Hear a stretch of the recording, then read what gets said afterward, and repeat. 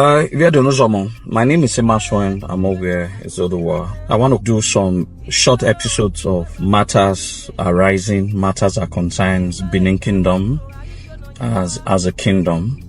So, and I hope we're able to understand. So the first one I want to talk about is the Oba of Benin's dreams and ideas of industrialization of Benin Kingdom due to Edo State. And I also want to use this episode to address some of the lies that have been spreading over social media space for far too long concerning if the Oba of Benin never really loved or liked the then governor of Edo State or the immediate past governor of Edo State. So I wish to address that now in a bit.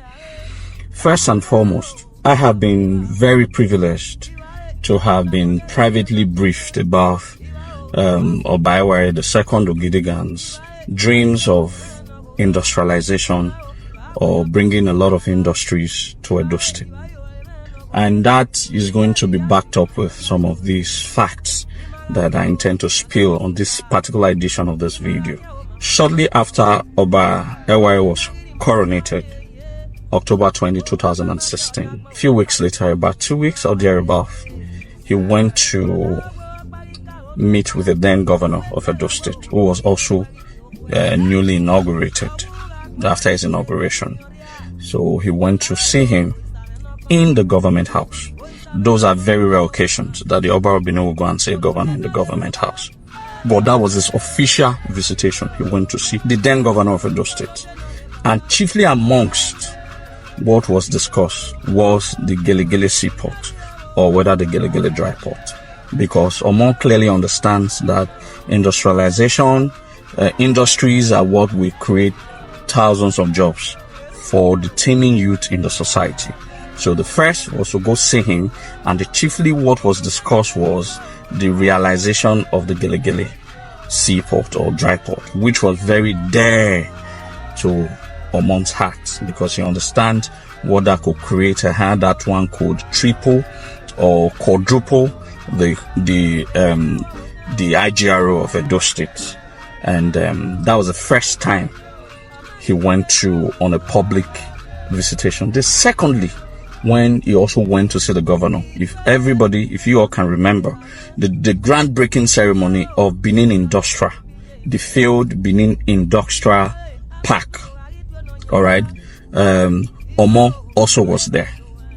The failed Benin Industrial Park, which I think the vice president at that time also came. At the groundbreaking ceremony, Omo was also there. That shows that Omo has always been very keenly interested in the industrialization of the state, because he understands that industry, that's what's going to create jobs. That's what's going to boost the IGRO. That's what's going to bring other infrastructural development to the state. So he was also there because he keenly also believes that when you have a Benin industrial parks, it will create an avenue where there are going to be industries moving into the state. Now, don't forget his first move was to discuss about Gelegele seaport, or Gelegele, which another strong industry. Now his second time he ever went out on a sort of a political movement was during the groundbreaking ceremony of the Benin Industrial Park. Now, Oba of Benin hardly goes to public functions. Everybody knows that. But now he has gone to see the then governor at Osadebe Avenue. That's the first time. And the second time was to attend the groundbreaking ceremony of the Benin Industrial Park.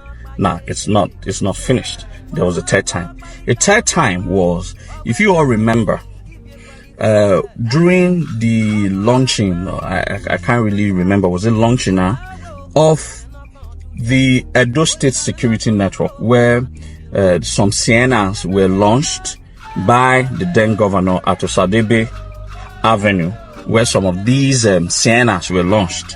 It was the Oba of Benin that was it was also present that day. That also means that he's very much interested in security. Suffice to state here clearly that the concept of what eventually led to Edo State Security Network was actually conceived by His Royal Majesty. There was a report that was given by some certain persons about the infallibility of the insecurity in Edo State sometime around 2017, So His Royal Majesty had called other traditional rulers in Edo State for a security meeting, and what was part of the resolution was what was submitted to the then state government, which was now used to facilitate what we call Edo State security network that we now have.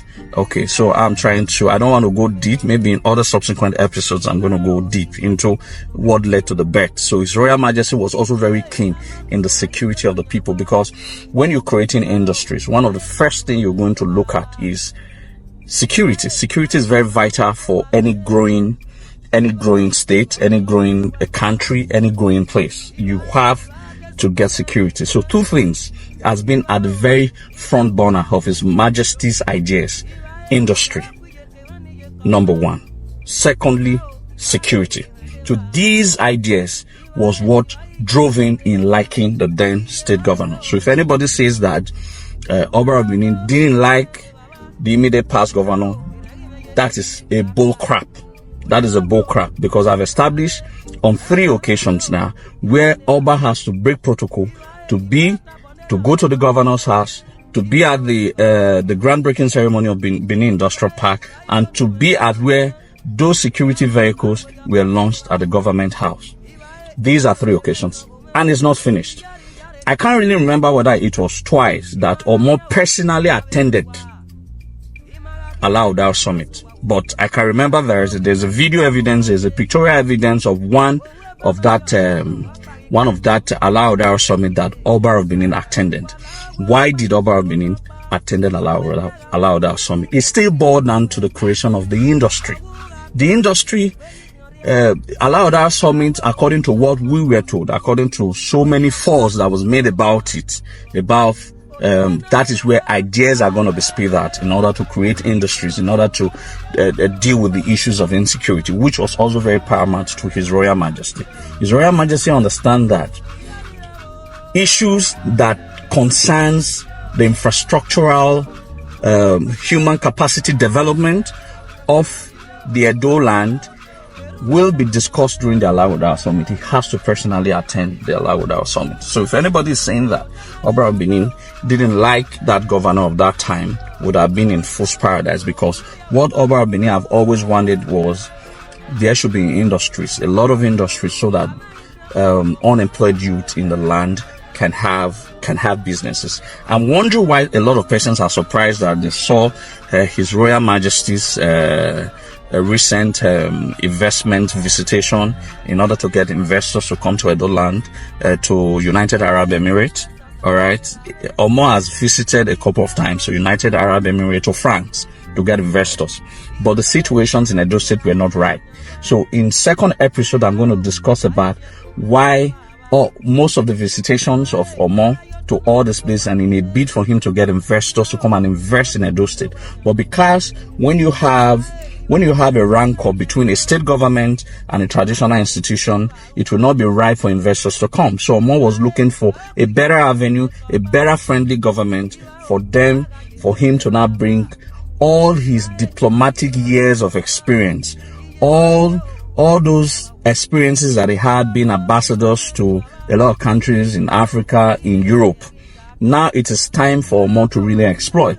And I'm going to implore the current state governor to key into the ideas of Omo, because the truth is, those ideas were supposed to be implemented during the immediate past government, but because they were not friendly enough to the traditional institution to be able to help contribute to the development, to the infrastructure, to the human capacity development of these lands in terms of creating jobs, in terms of creating employment for our unemployed youth, it made it practically impossible for His Royal Majesty to also contribute his own quota of bringing investors into this land.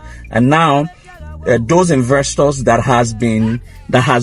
investment ideas that have been made all these years, that they were rankled between the traditional institution and the then state government, are now going to come during Oba Ewuare's reign, Ewuare's tenure as a governor. So I think it was a loss to one, and it will be a benefit to the other. But in all of this, His Royal Majesty's drive, its ideas about getting employment for his people has always been his cardinal agenda for Benin Kingdom and Edo land. And don't forget, immediately Omo was coronated, he set up Oba Ewuare Foundation. That Oba Ewuare Foundation, as at that time, had given a whole lot of scholarships to a lot of people, and a lot of those Libya returnees were placed under salaries for a very good, for a longer time.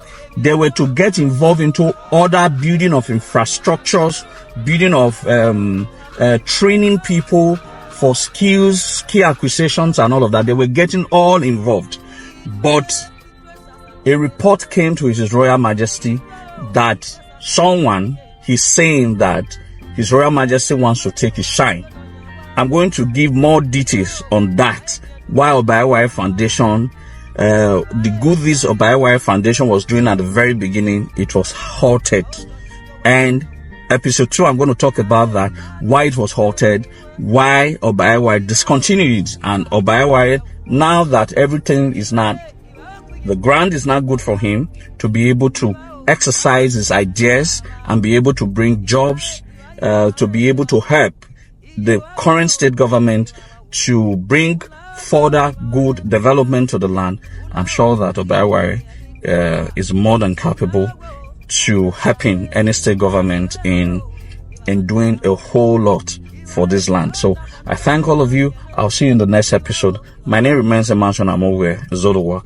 I'm a patriotic son of Edo land, and by the power of God and our ancestors, we're going to contribute. We're going to support His Royal Majesty. We're going to support whatever state governor. I'm not a politician. I don't get involved in their political nonsense. But let me say this. Edo has never been this divided. Prior, before the 8 years of this immediate government, Edo usually have divergent opinions about their political inclination. But never have we practiced politics of this so much hatred. And one way or the other, we're going to find ways and means to remove hatred from the political climb in Edo State. Otherwise, that will be our greatest undoing. People now see themselves as enemies other than political opponents. But however, it doesn't really concern Ezodowa. Whoever becomes the governor of Edo State, it's not really my cup of tea. But what is most important for me is that I believe that there's no much that a democratic government can actually do for Edo people. There's not much. I've always believed so. I've always believed that when it comes to the time when we want to develop Edo State, it will be Edo people that will develop Edo State, not some people in Aso Rock or any other person. It is only Edo people that can truly develop Edo State, not Edo State government. It is only Edo people that can truly develop Edo State. So I thank you and God bless you. Oba Atokbe, you say.